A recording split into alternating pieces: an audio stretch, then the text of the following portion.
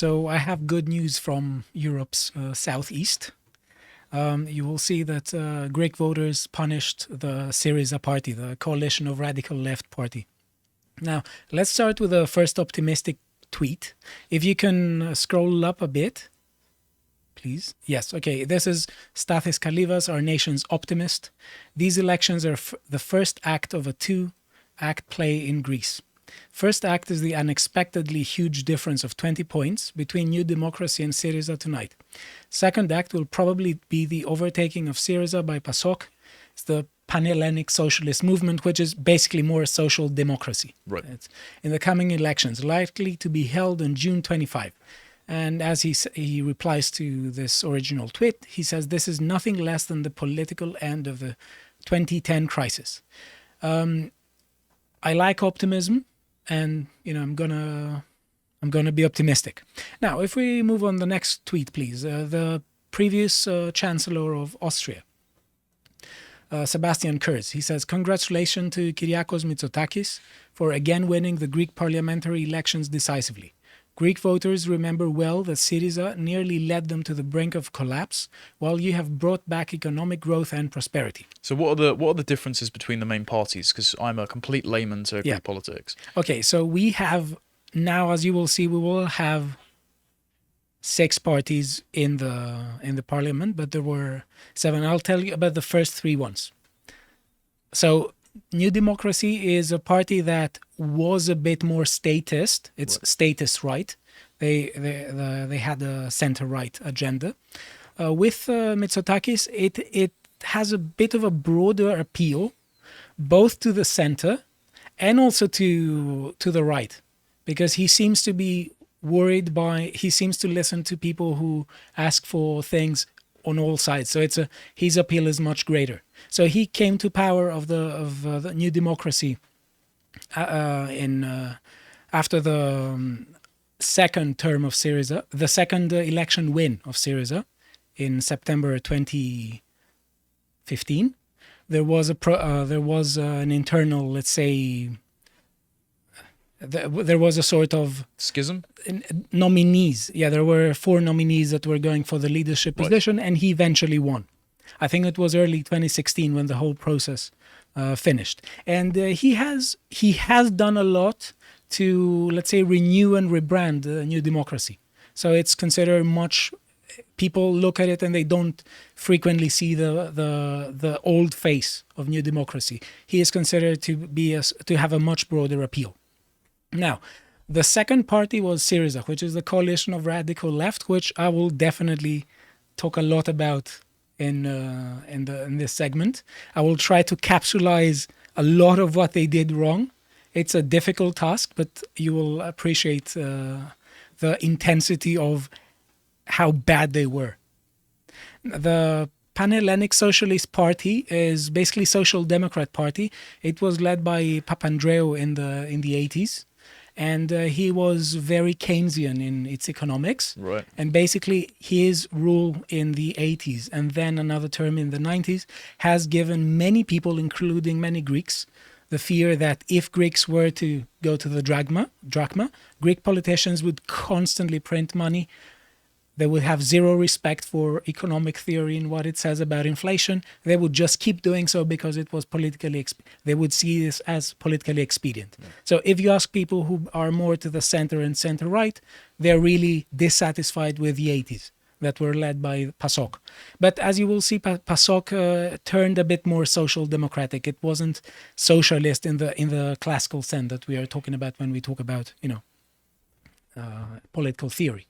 And Syriza was a very strange party that was basically based on rage, on anti-systemic rage. And as you will see, they had nothing positive to say.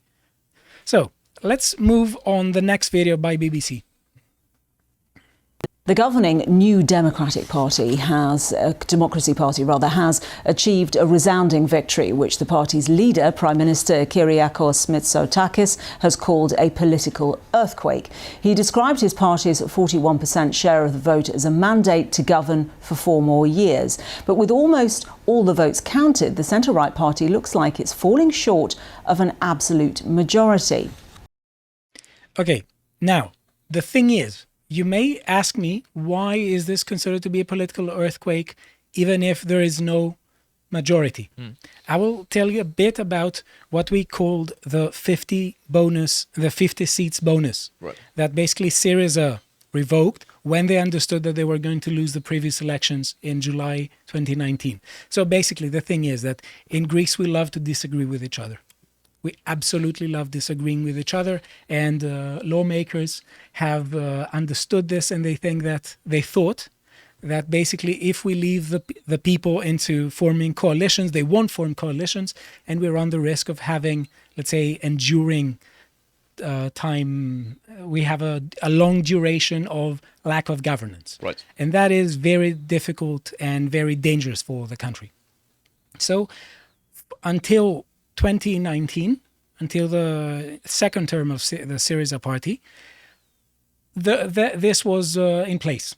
This was effective. But the Syriza party understood that they were going to lose the next elections, and they changed the law. Right. They couldn't change it for the elections of 2019, but they thought that basically Mitsotakis was going to fail magnificently, and that they were going to take advantage of this election right now. So it's an instance of foresight, but in a bad context. Right. Okay, they were unbelievably short-sighted in everything that they preached. The only thing that they had foresight about was how to create problem and trouble and create more division for the country ever afterwards. Now, if we look on this link, we will see that basically by electoral constituency, every constituency except one voted for a new democracy. Okay, the one is on it's Rhodope constituency, where Syriza got just 33.18% and New Democracy got 27.06%. Now, why that is a big question, but if you shall see, the whole of the map of Greece is blue. And this means that traditional Syriza or leftist strongholds, they voted for New Democracy, even Crete in the south. Okay, so the thing is, if we scrolled up a bit, please, we will see that New Democracy got 40.79% and secured 146 seats. We have a parliament of 300 seats. In order to have majority, you need to have at least 151.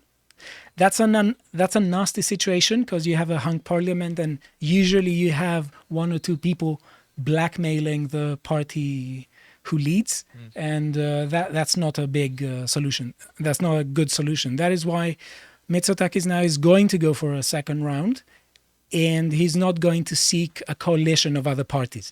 We had a sort of coalition in 2012, but it was very difficult. We had the New Democracy in PASOK. PASOK was a bit more serious then, because the people who were in PASOK, they understood that there need to be some deep economic changes, and they were actually pushing forward that agenda, and they helped.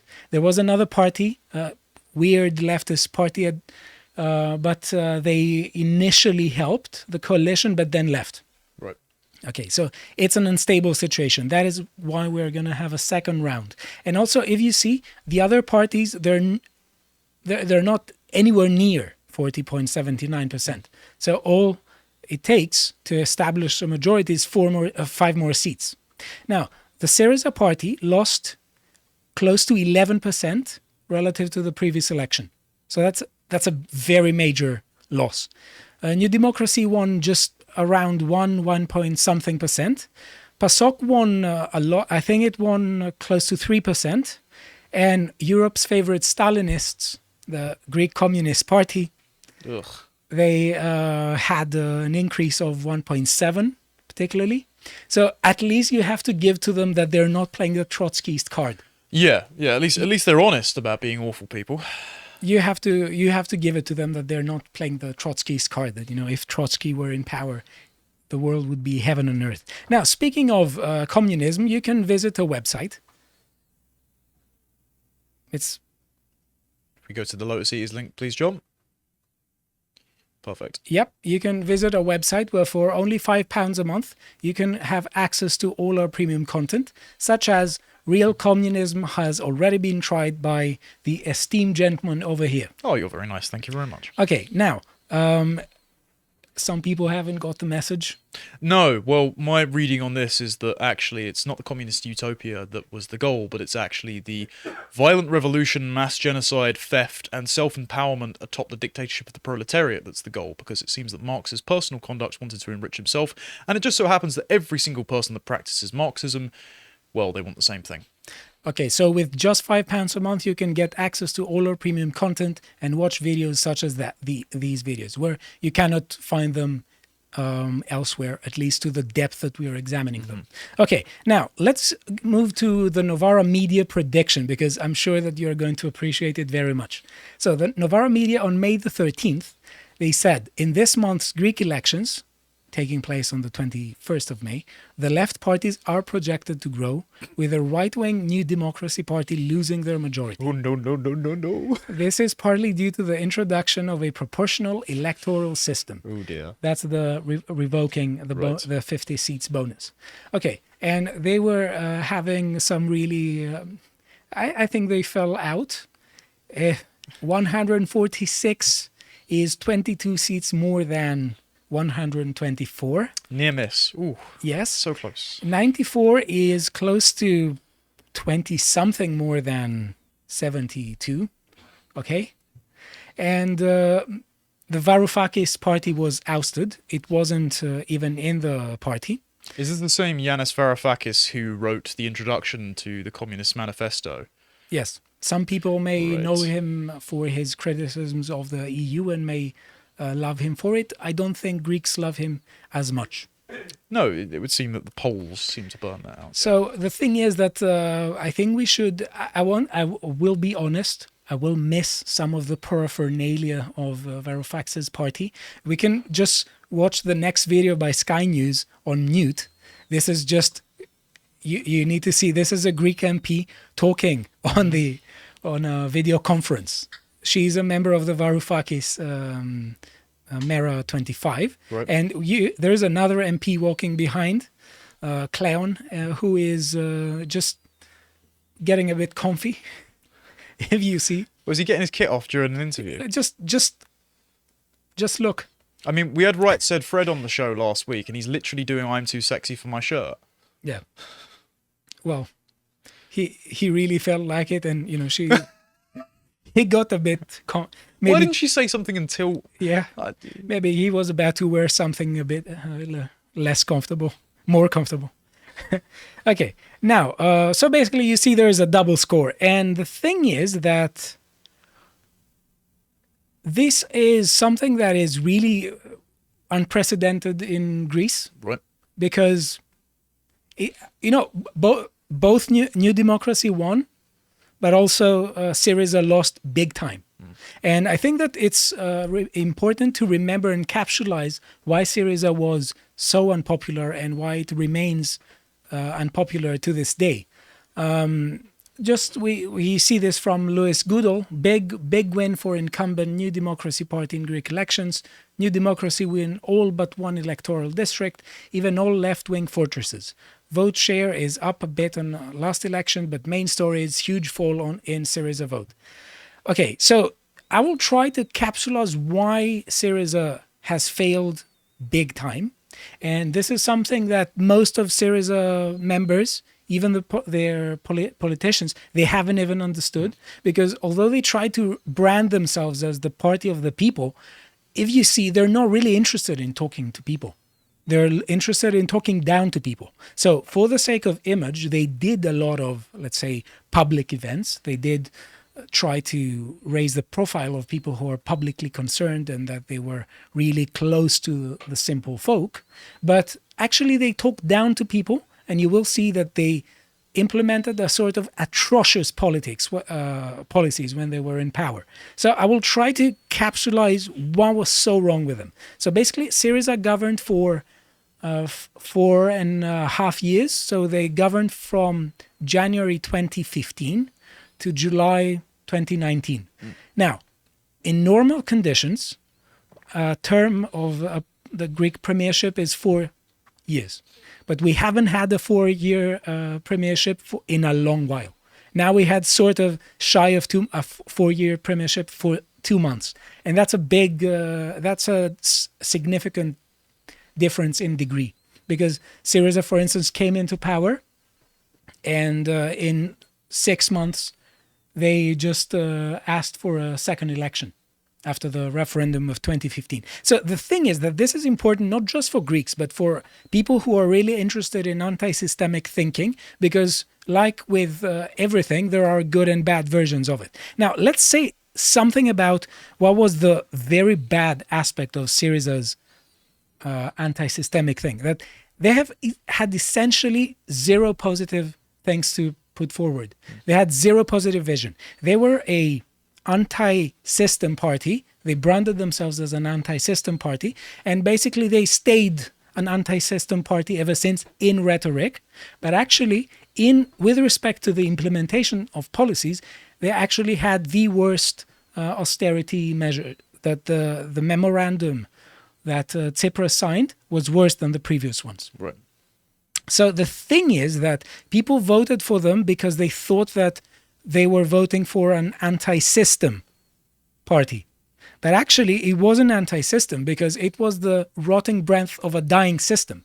Because they had a meteoric rise from somewhere like 4% to, let's say, 31% or something.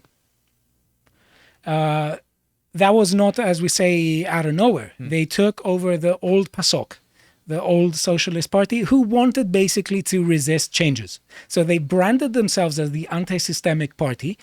And what they did was focused on particular individuals as scapegoats. Right. But the problem with this kind of anti-systemic policy is that it focuses on individuals and not on policies. It's cathartic, but it doesn't lead to long-term sustainable change. Right. Exactly. Now, the thing is, when you want to change a system of political clientelism that creates an inefficient state and a debt crisis, you don't go actually preaching the virtues of that state.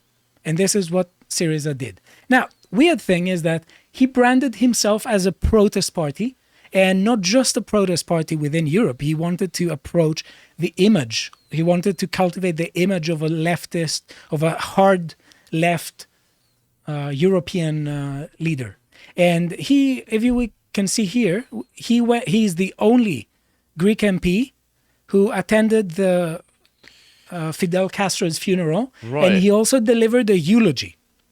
Now, weird thing, he was saying things like "Hasta la victoria siempre," and until the final victory of the people, things like that. In Greece, on the domestic level, he wasn't really interested in people. Now, the thing is, their rhetoric was very venomous. When you have rhetoric, you have at least criticism and the putting forward of a positive vision. With respect to their criticism, they did something disgusting and shameful, completely uncivil and divisive. They reignited civil war rhetoric and junta rhetoric. And that is particularly problematic in Greece because we had the civil war in Greece was fought in the late 40s. So we have people who were alive back then. And also the Greek junta was between 1967 and 1974. So they diverted public discussion completely from the next day on what to do to basically obfuscating the problem and creating scapegoats and saying that these were, national traitors. What was the latter event? Just a quick summary. Greek junta was a crazy militarist junta that was very anti-communist, and it wasn't very good for Greece. Right. Yes, during their last year, a third of Cyprus was basically occupied. Blimey. Okay. Yeah. This is because there were many people who were saying that during that period we were sleeping with open windows. The history in Cyprus shows different conclusions. So the thing is that when they raise the tone and they talk about, national treason and stuff like that, the dialogue is not helped, and we stop looking at the next day. We just become we think like has-beens. And this is what the whole left is doing constantly. They constantly try to talk about the old days, the referendum of 2015, the old glorious days of this or that year. They had zero positive view for the country. Now let's talk a bit more now about their horrible stance on immigration, because this is something that is really close also to UK politics, UK politics here. So the thing is, in 2015, just in 2015, estimates say that because Tsipras opened the borders, there was a flood of 1 million, at least 1 million migrants. Right, so very similar to what's going to happen in the UK this year then. So it's double the amount of net migration of, is it 2022? Yes. That was 504,000. Yes. Okay, so it's roughly double that in a country that has roughly a seventh of the population of the UK. Right. So the thing is that we have sort of 10.5 million people, and if you can understand, an influx of 1 million people is just instantly, in a year, 10% of your population mix just changes. Now, the thing is that this is very important to note, because it shows how Syriza was completely voluntaristic in its rhetoric, and they had zero understanding of real-time solutions. Tell me, how does it sound to you? In a country that has close to 30% unemployment, what's going to happen if you simultaneously bring forth about 1 million people, and you don't also liberalize the economy or make it a bit more competitive? Yeah, in which case there are some risks of at least assimilating some of them. Yeah, you're going to have cultural tensions, you're going to have rampant rates of welfare prescription, you're going to have high rates of homelessness, you're going to have stress on public services. It's just a dreadful idea. Almost like the UK shouldn't be doing it either. So the thing is, the minister that was charged with dealing with migration then was asked, what are they doing? And she said basically they're sunbathing. Okay? That's to show how dystopian these years were. Okay, now the thing is, now we are going to the issue with Syriza and the truth. They promised, which shows how much they lied to people. They promised nationally proud negotiation. They were basically cultivating the image that the previous parties were national traitors, that they were, people who had nothing in mind about, who they cared not about the country. And nationally proud negotiation in Syriza meant signing the disgraceful Prespers Agreement. That was a way of ending the naming dispute with our neighbors on the north. And basically, Syriza was signed this deal. And they had zero idea of what the people want, and they had zero idea of what being nationally proud means. Now, national pride, especially in a country like Greece that doesn't have belligerent tendencies, seems to be a prerequisite for even defending the country. Okay, so the thing is that the way I see it, the history of a country is linked with memory, and you don't own the history. You don't give the name Macedonia to someone else because you think that it's going to be expedient for your neighbor in the north to join NATO. You don't own the name. It's bequeathed to you, or it gets passed to you by generations and generations of history. You don't own it. It's not a card to give it away.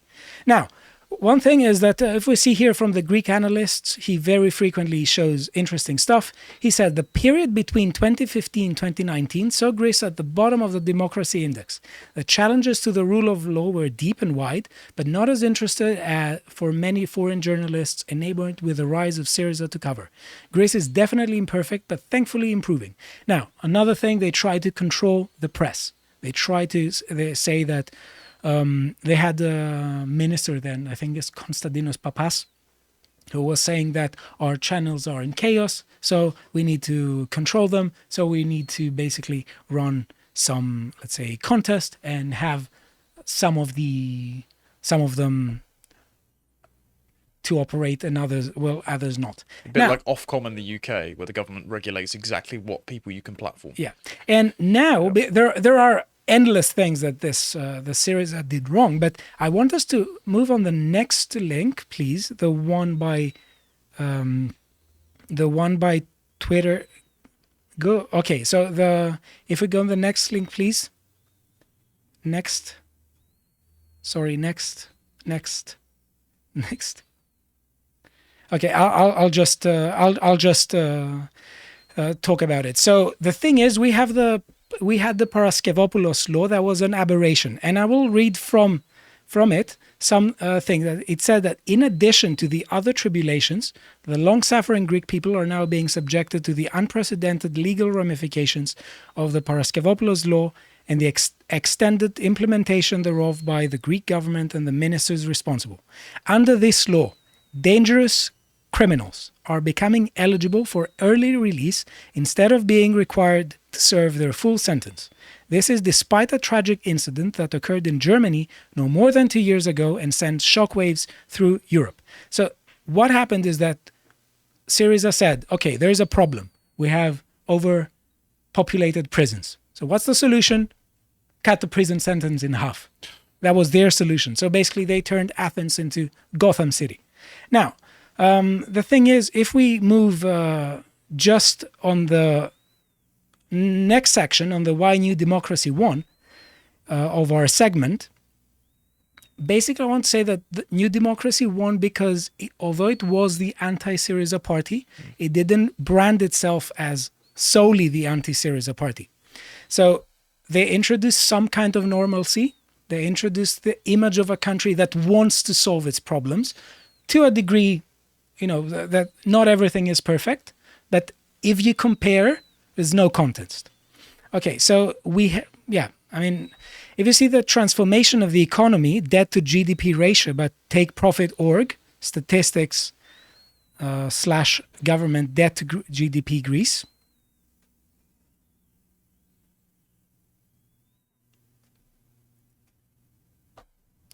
Okay, let's forget this. So the thing is, if I can summarize a bit, so the GDP ratio now has fallen to roughly 171%.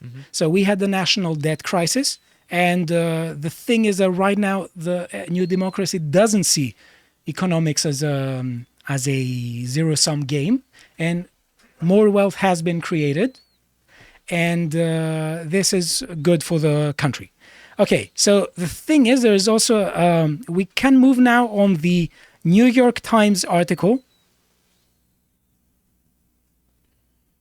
Yeah, to get an idea of why Greece had a better stance on national affairs by looking at the lamentation of this journalist. As Greece votes, leader says blocking migrants build goodwill with Europe. Prime Minister Kyriakos Mitsotakis has taken a tough line on migrants as he turns around the country's economy. It's a trade-off that voters and the European Union seem more than willing to abide by. Above all, European Union leaders appear to have cut Mr. Mitsotakis slack for doing the continent's unpleasant work of keeping migrants at bay, a development that shows just how much Europe has shifted with crackdowns formerly associated with the right wing drifting into the mainstream. Now, next link, please, on the border crisis. Yes, this was a major test for the willingness of the Greek government to defend its borders. There was a border crisis in late February 2020. If you can check, those of you who are a bit more interested in things, so thousands of migrants rush border as Greek army deploys. Okay, thousands of migrants were trying to find a way across Turkey's western border with Greece on Monday, with only dozens managing to pass through either border fences or fending rivers, after Turkey opened its side of the frontier to migrants and refugees to leave the country for Europe. Turkey declared its borders open to pressure the European Union into helping it handle the fallout from the war in neighboring Syria. Thousands of Turkish troops are supporting the last rebel forces holed up there in the northwestern province of Idlib against the onslaught of Russian-backed Syrian government forces. So that would never have happened with Syriza. Right. Because supporters of Syriza, they were saying that the wall on our borders is a wall of shame. They It's very similar constantly to the Democrats in the US. yes. So the thing is, if we can end with a not so optimistic thing about the major challenge that no one seems to be talking about in Greece, the demographic bomb. If we can go on macro trends, please. If you check on Greece fertility rates, the current fertility rate for Greece in 2023 is 2.263 births per woman. That is horribly low. Yeah, that's total demographic collapse. This is total demographic collapse. Anything short of 2.1 is basically below replacement rate, but this is way too low. And I asked many of my friends who went to, let's say, some of the talks that many, let's say, MPs gave, and I always told them, ask them and pressure them about the demographic, and basically no one had any good answer. I'm afraid to say. What the numbers mean there as well, having spoken to Stephen Shaw, that's not that the majority of women have one child. That's that some women have 2, 3, 4 kids, and the majority of women have none. Yeah. And so that is just a very long and lonely life that they have in store. Yeah. And then without any children around to help them as they get older, that means more burdens on the state, more unfulfilled debt-based promises that they have to do. And so it's an economic and demographic total collapse. So one last thing to say about the Greek elections is that when you have sane policies, you can actually improve your country even in, let's say, unfavorable international conditions. When you have bad policies, you can actually make your country much worse in conditions that are much better. If you appreciated that segment from the podcast The Lotus Eaters, you can go to lotuseaters.com to get access to all the premium content that's on the site, such as Contemplation Series, this episode on whether or not freedom is even possible. If you'd like to find out what else is being put out, you can follow on Getter at lotuseaters_com on Getter. Thank you and goodbye.